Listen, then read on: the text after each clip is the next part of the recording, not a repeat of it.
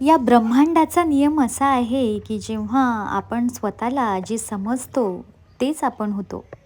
जेव्हा आपण स्वतःला कमजोर समजतो तेव्हा आपण खरोखरच कमजोर होतो आणि ब्रह्मांडही म्हणतं तथास्तु. पण जेव्हा आपण असं मानतो की मी तर खूप भाग्यवान आहे आणि माझ्यासोबत नेहमी चांगलंच घडेल, तेव्हाही ब्रह्मांड म्हणतं तथास्तु. म्हणून स्वतःसाठी नेहमी चांगला विचार करा आणि चांगलंच बोला, म्हणजे आपलं आपोआप सगळं चांगलं होऊ लागेल. कारण आपण जेव्हा जगतो तेव्हा आपल्या जगण्यामध्ये आपल्या विचारांचा फार मोठा प्रभाव मिळतो. त्यामुळे स्वतःबद्दल, आपल्या आजूबाजूच्या लोकांबद्दल, सगळ्यांबद्दल असा चांगलाच आपण विचार करायला पाहिजे. कारण आपण जर दुसऱ्यांबद्दलही चांगला विचार केला ना, तर ते जे पॉझिटिव्ह आणि सकारात्मक विचार असतात ते आपल्यापर्यंत ईश्वर नक्की पोहोचवतो. तर असा आजचा हा सुंदर असा विचार घेऊन मी आलेली आहे, म्हणजे पूजा, माझ्या या चॅनलमध्ये, म्हणजेच पूजाच्या दुनिया या माझ्या चॅनलमध्ये तुम्हा सगळ्यांचं खूप खूप स्वागत आहे. आणि आज आहे नवरात्रीचा 4था दिवस. त्यामुळे आज आईने मस्त सुबक आणि टुमदार अशी या ठिकाणी रांगोळी काढलेली आहे मुख्यद्वाराच्या जवळ. इथे भगवती मातेचे पाऊलंसुद्धा, तिचे चरण या ठिकाणी काढलेले आहे. आणि आईचा हस्ताक्षर तर तुम्हाला माहीतच आहे माझ्या किती सुंदर आहे. तर या ठिकाणी तिने मस्त तुळशीजवळ नावसुद्धा काढलेलं आहे. आणि तुम्ही बघू शकता की मी तुम्हाला मागे सांगितलं होतं की हा जो गुलाब आहे ना, हा माकडांनी अक्षरशः याला टकलू केला होता या गुलाबाला, पण आता त्याला हळूहळू पानं आलीत. आणि हा जो इथला मी मोकळा गुलाब केला होता याला पण मस्त अशी कोवळी कोवळी पानं आलेली आहेत, अशी एकदम अशी फिक्कट गुलाबी कलरची. तर बघा किती छान दिसत आहे. मस्त असं गार्डन झालेलं आहे हे. आणि वातावरण पण इतकं मस्त होतं ना. आणि हा जो विजेचा तार दिसतोय ना तुम्हाला, याच्यावरती एवढे पक्षी येऊन बसतात ना, तर मी नेहमी त्यांना न्याहाळत राहते इथे बसून. आणि ही जी पाण्याची टाकी आहे याच्यावरती पण कबूतर, पोपट, कावळे, चिमण्या सगळ्या प्रकारचे इथे मस्त शहामृग इथे येऊन पक्षी बसतात. तर माझं ते एक काम फार आवडीचं आहे की ते तिथे आलेत ना सगळे, की मी मस्त न्याहाळते त्यांना. कारण ईश्वराने एवढी सुंदर पृथ्वी बनवलेली आहे ना, आणि सगळ्यात चांगली जर त्याने आणखी एक गोष्ट बनवली असेल तर ते म्हणजे हा निसर्ग. जिथे बघा तिथे किती सुंदरता दिलेली आहे ईश्वराने. या प्राण्यांमध्ये म्हणा, या झाडांमध्ये म्हणा, माणसाच्या मनामध्ये आणि जीवनामध्ये भूतदया, प्राणीदया ह्या गोष्टी असल्याच पाहिजे. आणि तरच तो मनुष्य आहे. नाहीतर काय होतं ना, की काही काही लोकं एवढं निष्ठुर असतात ना, त्यांना प्राण्यांचं सोडा, त्यांना जी जिवंत माणसं आहेत त्यांची पण किंमत नसते. तर असे लोकं जर आपल्या आयुष्यामध्ये आले तर अशा लोकांना आपण आपल्या आयुष्यातून काढलेलंच बरं, असं मला वाटतं. तर चला पुढे जाऊया. या ठिकाणी आमची जी तुळजाई आहे हिचं मस्त तुम्हा सगळ्यांना दर्शन देते. आधी बघू शकता. ही जी शक्ती आहे ना, संपूर्ण जगाला चालवणारी, संपूर्ण जगाला ऊर्जावान करणारी ही भगवती आहे. हिच्याकडे बघितलं की एवढं मनामध्ये स्फुरण येतं ना, मला तरी असं वाटतं की मला तर वीररसच चढतो या फोटोकडे बघितल्यानंतर. आणि हे झाल्यानंतर या ठिकाणी मस्तपैकी फरशा सगळ्या पुसून घेतल्या. तुम्ही बघू शकता छानपैकी स्वच्छ मस्त असं आहे. आणि हा मनी प्लॅन्ट इथे बघू शकता. आणि आंघोळ वगैरे सगळं करून झाल्यानंतर इथे या ठिकाणी मी मस्तपैकी इथे ही देवी बसवलेली आहे कलशावरती.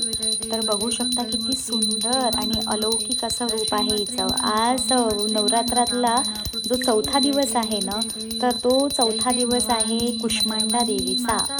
आणि हा जो दिवस आहे, ही जी देवी आहे ही समृद्धीची देवी कुष्मांडाला समर्पित हा 4था दिवस असतो. आणि कुष्मांडा मातेने तिच्या हातामध्ये विश्वाची निर्मिती केली होती असा दावा केला जातो.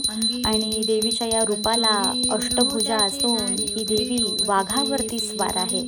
आणि भक्त तिला, म्हणजे या देवीचा जो नैवेद्य असतो कुष्मांडा देवीचा, तर मालपुआ असा देवीचा नैवेद्य असतो. आणि देवीला अत्यंत आवडणारा हा असा पदार्थ आहे. तर कुष्मांडा मातेचा आज नवरात्रीतला मस्त दिवस आहे, तर त्यामुळे मस्तपैकी इथे मनोभावाने आरती केली. आणि ह्या सगळ्या गोष्टी झाल्यानंतर बाबा आणि मी आम्ही गेलो आमच्या मळ्यामधल्या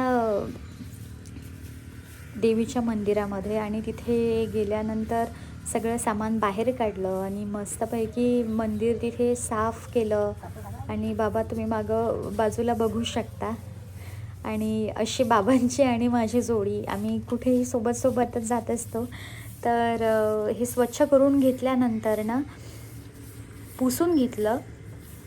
पण काय आहे ना, ही जी टाईल्स आहे ही पांढऱ्या कलरची आहे आणि शेतात काळी माती आहे. त्याच्यामुळं थोडेसेही जर डाग असले ना, की लगेच ही जी टाईल्स आहे ही खराब होऊन जाते.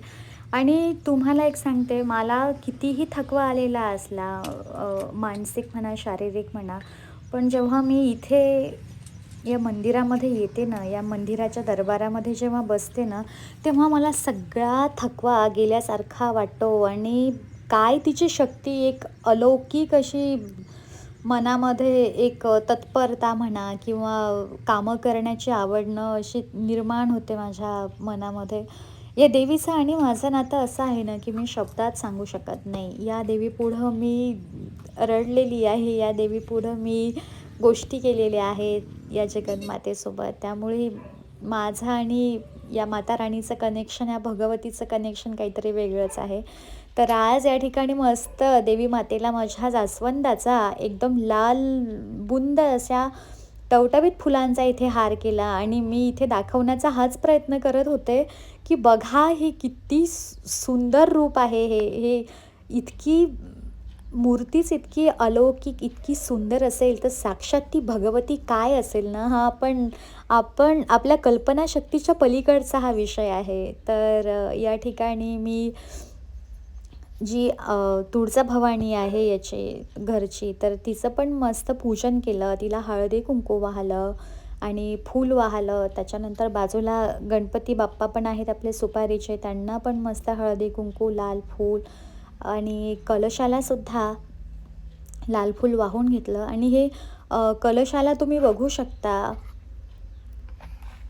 कलशाला नाही, घटाला तुम्ही बघू शकता. इथे या ठिकाणी मस्त असे कोंब आलेले आहेत, खालून त्याच्यामधून निघालेले आहेत ते. तर असं म्हणतात, की आपण या घटामध्ये जे धान्य टाकतो ना, आणि ते जसं वाढतं ना, त्याच्यावरनं आपण पुढच्या वर्षी किंवा यावर्षी कसं उत्पन्न होऊ शकते, तर हे भाकीत केलं जातं असं म्हणतात. तर प्रत्येक ठिकाणच्या काही ना काही कथा वेगळ्या असतील. तर इथे तुम्ही बघू शकता आरती वगैरे माझी मस्त झाली. आणि मला ना तिथे तासनतास बसायला आवडतं. मला असं वाटतं की मस्तपैकी तिथेच बसून राहावं. आणि त्यानंतर परत घरी आले मी. परत घरी आल्यानंतर या ठिकाणी तुम्ही बघू शकता मस्तपैकी घरच्या पण देवीला हार बनवूनच ठेवला होता मी. आणि मातेला अर्पण केला तो हार.